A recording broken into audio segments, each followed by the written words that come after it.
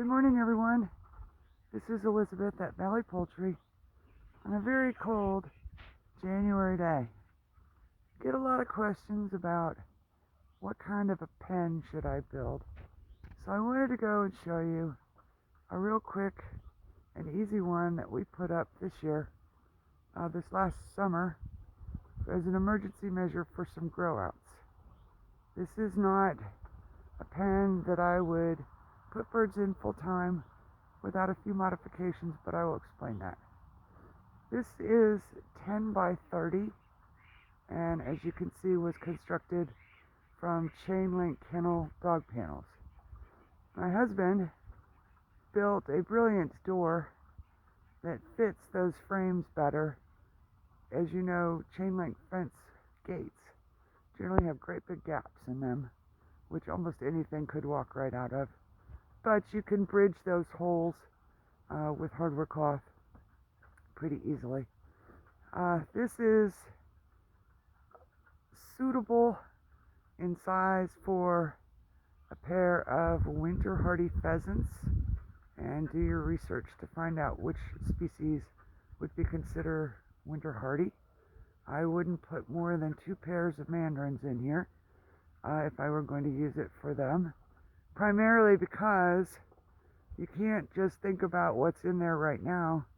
You got to think about all the babies that are going to be in there in the spring.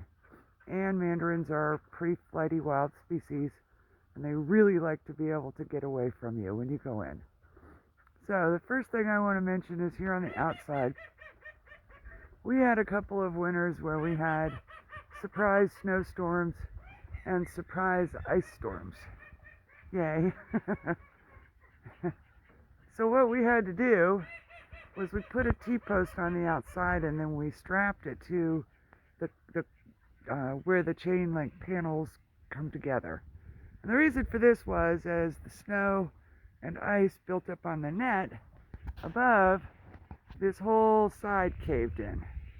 And that was pretty scary because I had a bunch of birds in a pen like this, and I could barely even get in there to try to knock the ice off of the net, and of course that failed miserably.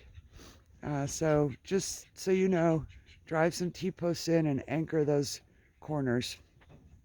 You'll notice that we used some old cruddy barn tin that we had, and we installed that all the way around the outside. And this serves 2 purposes. One, it's a sight barrier so that the birds inside don't freak out every time they see something like this wander by.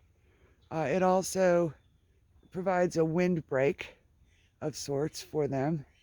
I think the other advantage is that it also helps predators not be able to see what's in there running around on the ground. So that's always a bonus. Okay, so this is a butterfly latch. This is just my preferred way of locking things, but there are obviously many different ways to secure a pen. So we'll go inside here. Sorry, Mrs. You don't need any help. And then I always put some sort of a safety latch on the inside, just so that if I'm in here and they freak and hit the door, it's not going to pop open. Okay, so we use 1-inch netting. Depending upon where you live, you might want to use 2-inch netting. The reason I like 1 inch is because I'm in a fairly warm climate. I don't get a lot of heavy snow, but it will build up faster than if you were using a 2-inch net. So what we did was, after we constructed this pen, he put a pole in the 4x4 pressure treated post. I don't know, this thing's probably about 15, 14, maybe 14 feet tall. And he put the net on, and then we had enough net that we ran it all the way down the side to the bottom, and then stuck tin on the outside over it. Again, depending on what kind of species you're raising, you may not have to do this. The tin is then bolted from the outside directly to the chain link frame. Then you take aircraft cable Oh, good, right in the sun. And you string it up to the top of your post and radiate it out like spider webs. And you get these little U-bolt things that secure the ends of it. And then we just did one at every corner. That's pretty much every 10 feet if you were just doing an open pen. Now, because we had this already, we put this dog kennel roof, which is only 10 by 10, on the back half of it to provide shelter and shade. These are, I think, about 150 bucks at Tractor Supply. If I was putting mandarins in here, I would prefer that it be 20 feet wide, and in that case, you wouldn't have the opportunity to use that. But in this case, we did, because this is what we were going to use just for a temporary housing. Then we just stuck some branches back in the corners.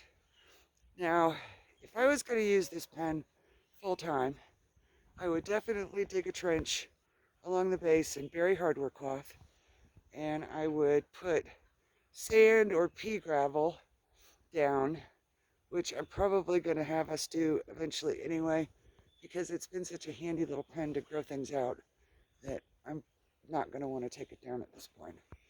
This whole pen only maybe took half a day to put together, and it's not perfect. It's nothing to brag about, but it certainly works, and it would certainly be suitable for most people who want a smaller sized pen to house different birds in. I did not winter anything in this pen, as you can see, but if I had, here's what I would do. I would get some plastic. You can get that, what's it called? The painter's stuff. That roll of plastic sheeting that painters use to protect your floors when they're painting. And you go right across the top on the chain link panel, and then right at the bottom on the chain link, and you bolt in U-channel and wiggle wire, and I'll show you that in a minute. And then I would wrap this whole last 10 feet on all three sides. So basically it would be kind of like this whole section would be covered, and then this whole section could be open.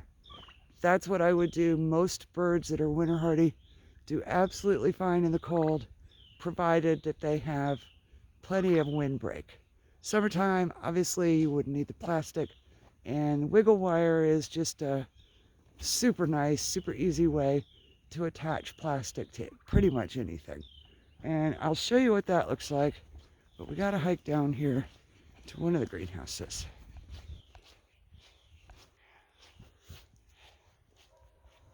Alrighty. So wiggle wire and U-channel. This is what this stuff looks like. It's got a groove in the top and the bottom, and you bolt this stuff on. I think they're 6 feet long, 5.5 feet long, something like that. And you put your plastic over it, and then this is wiggle wire, and you put the plastic over, and then you work this into the grooves in the channel lock. And this is absolutely designed to pinch your fingers. No two ways about it. Pro tip, when you're doing this and you're going to remove it, leave this little piece sticking out. Makes it a heck of a lot easier to start it and stop it than if it's buried down inside this channel, because then you have to swear and get tools and mess up your plastic. This is greenhouse plastic, super heavy duty stuff. Obviously you do not have to use that. The first couple of years that I winterized my call duck pens, I just went to the dollar store and bought clear shower curtains. So you can use a lot of various ways and plastic. For the greenhouse, it was just the only thing that was big enough for us to cover the whole thing, so that's what we used. Anyway, if you have any questions, comments, leave them in the comments and I will try and answer them for you. I will leave links to the majority of the products that I talked about, including where I buy the netting. Netting is expensive, no doubt about it, but it's this heavy knotted, will last you literally forever. This piece actually came off of one of the greenhouses that we disassembled, so we already had it. We had this beautiful barn tin left over from when we literally had our barn re-roofed. So we had all that, and we had the chain link panels. The dog kennel cover, I think we had that. And we did not, we had to buy the center pole. Oh, just a note, if you were not gonna put a roof on it, then just simply move your center pole right to the middle somewhere. One would be plenty for a pen this size. All right, guys, stay warm. I'm gonna go warm up my freezing hands. Bye.